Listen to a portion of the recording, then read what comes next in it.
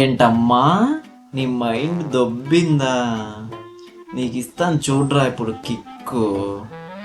పెద్ద బండ పడుకున్నట్టు పడుకున్నాడు.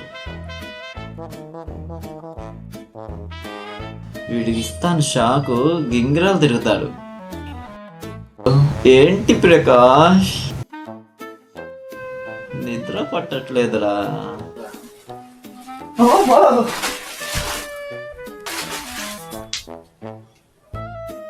ఏమైంది ప్రకాష్? ఏంట్రా అది?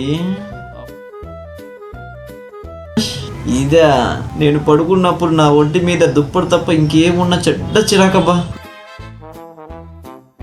దా పడుకుందాం.